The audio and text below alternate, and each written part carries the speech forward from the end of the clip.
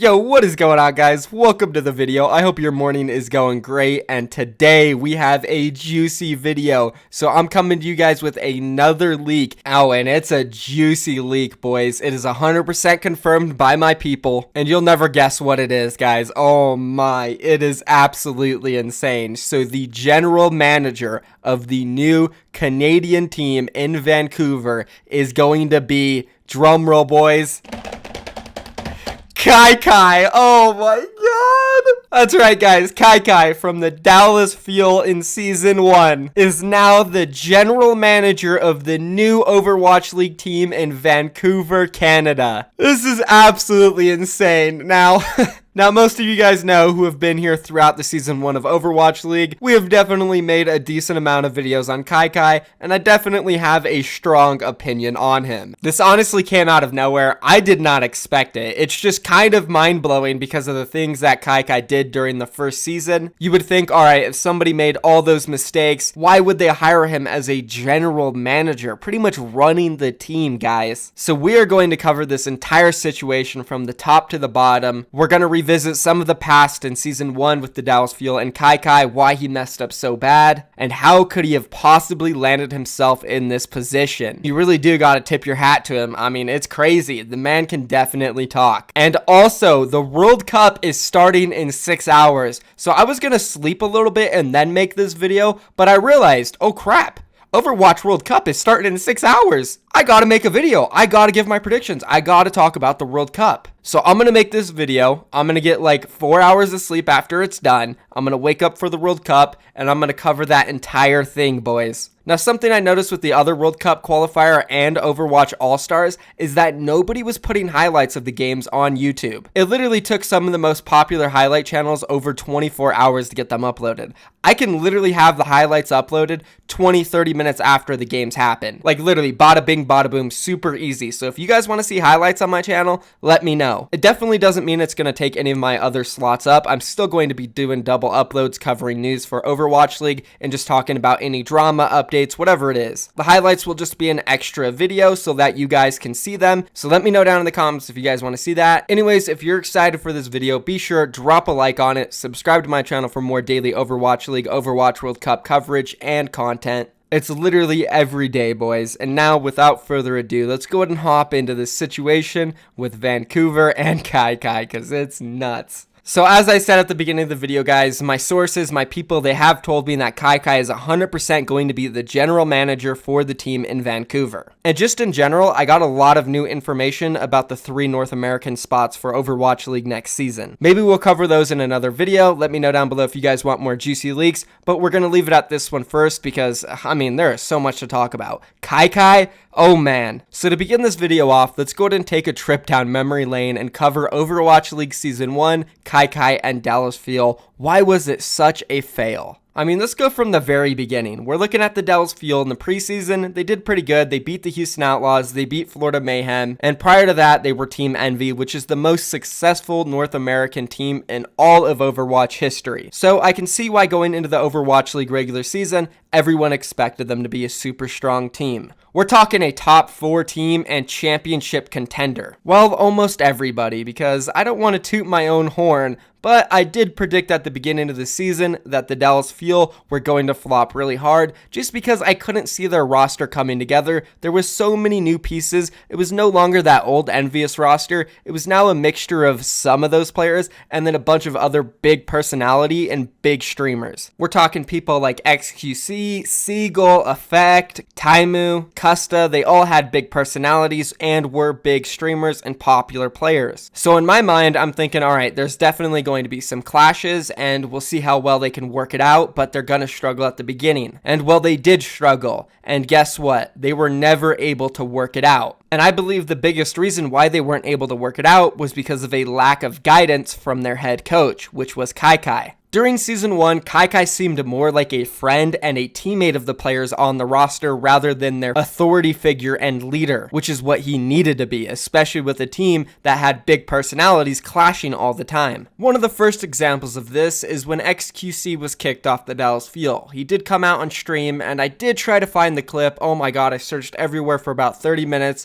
I can't find it, guys. But XQC on his stream after getting kicked, he said that he did wish somebody on the team would have just talked to him and tried to help him understand what he was doing wrong and how he could improve on it. But instead, every time he talked to KYKY or somebody else from the management, it seemed like, oh, they didn't really care and they were just pretending to like understand what he was saying, but they would try to get out of the conversation quickly. So that's one of the first examples of KYKY not really helping out his players and acting as a peer to them, not as a leadership or an authority figure, which he needed to. And then the second example of this, and one of the biggest ones, if you guys remember, is when KYKY threw Rascal under the bus and started beef between him, Rascal, and AKM. So going all the way back to stage 2, the Dallas Fuel, they had AKM. He was a pretty good hit scan, but at the time, it wasn't really in meta. It was more of a dive meta. Tracer Genji was really strong. So the obvious choices for the DPS roles were Effect and Rascal, Run, Genji, and Tracer. Well, for some reason, Rascal wasn't really getting playtime. For 2 matches in a row, he wasn't on the stage 1 time, and instead, AKM was up there with Effect. And this all started when AKM decided to play Genji,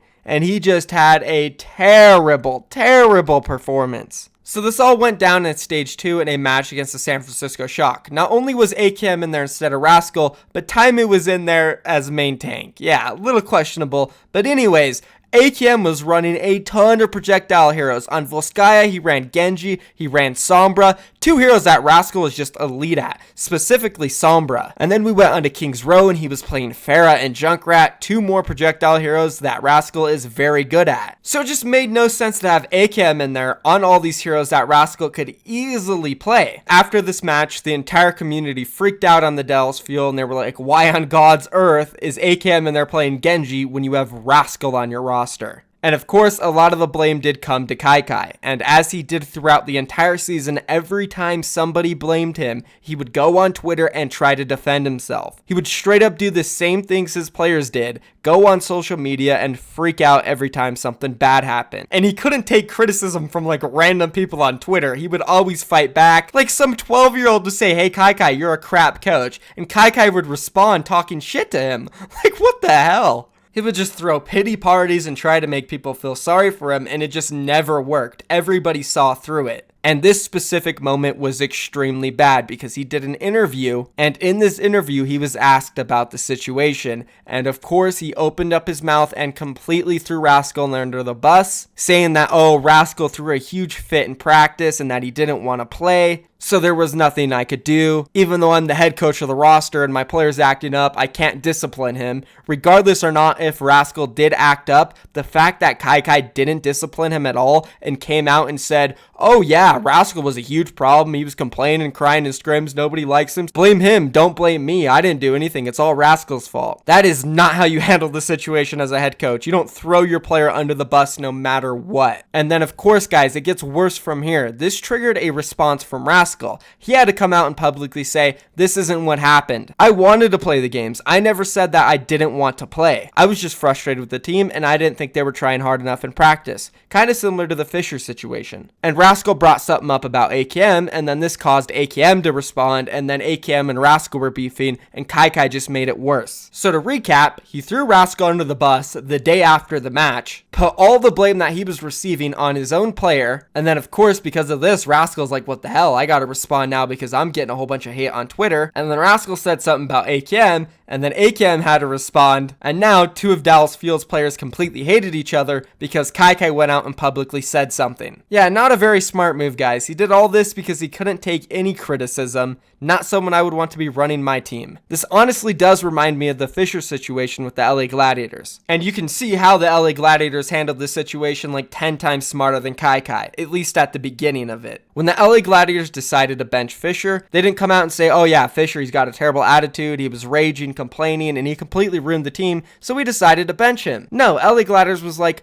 we're going to bench Fisher for the rest of the playoffs. That's all they said. And they kept it under wraps. Still today, 3 months later, they have said absolutely nothing about it. Despite all the heat that they've gotten from the community, myself personally, Reddit, just everywhere, everybody wants to know. They just don't want to throw their player under the bus, and he's not even their player anymore. That's what you call professionalism, guys. No matter how much I want to know, it's still professional of them. Of course, I do understand the argument, which I made multiple times, that they should say something because they owe it to the fans, and Fisher is no longer a part of the team, so you kind of have nothing to lose. At least release a small statement about what happened. I guess maybe LA Gladiators feel like, oh, we don't need to say anything about the situation since Slasher kind of leaked it, and it seems like everybody now finally agrees on that Fisher probably did have some attitude issues. He blew up and it cost him his spot in the playoffs. So you guys can see the difference of how LA Gladiators handled that situation and how KYKY handled his. And again, that's only one of the things KYKY did when he was on the Dallas field, which made him look like a complete idiot. And this is why I am a little bit worried about him being the general manager of an Overwatch League team. Now, some people could say, oh, maybe he'll be a good GM. You know, head coaching didn't work out for him.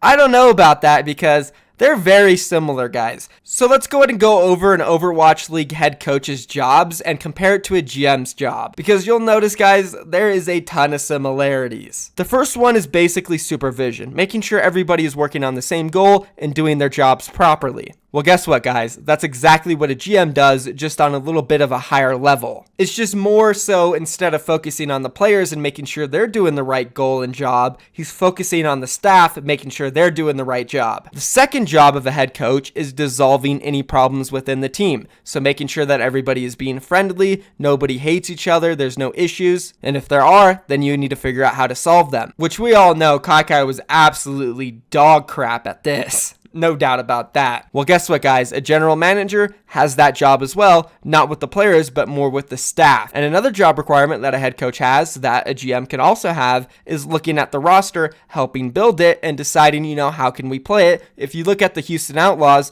Flame, he is the general manager of them, but he is heavily involved with the team. He helps with roster decisions and who the team should play at certain times, as well as Huck from the Boston Uprising. And I guarantee you KYKY is going to be doing this since he was a head coach and he was a player once. He's definitely going to be involved in that stuff. So he's practically a head coach with more power. So that's definitely worrisome. Now, one thing I will give it to KYKY, he did do a decent job going into the Houston Outlaws with staying out of any trouble, not going on Twitter, fighting with random people. I think he might have learned his lesson there, but bad old habits do always come back. So we will see if KYKY can stay under control for this new season. And last but not least, I'm willing to give him another shot. I just want to remind everybody, you know, this might not have been the best decision, but he's there. He somehow finessed himself into this job. He talked to the right guys, or Blizzard connected him with them, and he's here. So we got to give him a chance. We'll see what happens. But if he completely screws it up, I'll be right there to cover it the entire time and give you guys the juice every day. And you know, if he does a great job, I'll be there to cover it as well and give him a round of applause and say, hey, I'm surprised. I was wrong. Great job, KYKY. I doubt it, though. I think it's going to be a disaster in the first season for Vancouver. We'll just have to see, guys. If you want to stay updated on all stuff that happens with Vancouver, be sure to subscribe. Anyways, let's go ahead and move on now and talk about the World Cup. I got to do my predictions. So starting off with the very first match, we have Canada versus Austria. This one's going to be interesting, not because it's going to be close. It could be potentially, and they will more than likely be dominant. The reason why it's interesting is because USA also plays Austria later into the day, and that will definitely give us a good indicator to see how good Canada is and how good USA is compared to the opponent they both faced. And also we'll be able to get a taste of how these teams are playing, what comps they're running, stuff like that. Then moving on to the second match, we have Norway and Switzerland. This will be an interesting one. Norway definitely has some more accomplished players though, so I'm going to give it to them. Moving on to the next one, we have Canada and Brazil. I definitely think out of any of the teams besides USA and Canada, Brazil is probably the third best one. And there is a chance that they could give USA or Canada a run for their money. They won't win, but they could have a close match with them. And then of course, USA versus Austria. I do think USA is going to win this one. Probably won't be close. You never know though. Moving on to the last match, we have Brazil and Norway. This will probably be the closest game of the day, and I do think Brazil will be able to come out on top of this. They just have so many players that have been playing together for a very long time, and they're just the best Brazilian team in the world. So that's going to be day one, guys. That's my predictions. I'm super hyped. I cannot wait. Again, if you guys want to see the highlights, let me know down below with a comment. And now let's go ahead and move on to the last part of the video where we do take a look at some of the clips of the day. As usual, the first one's coming from OGE and the Dallas Fuel. Holy crap, insane shadow here, guys. Take a look. Nano, maybe. I don't know. If I can kill everyone, you don't have to give me nano. Watch out, no. There is one. Go, no. Oh!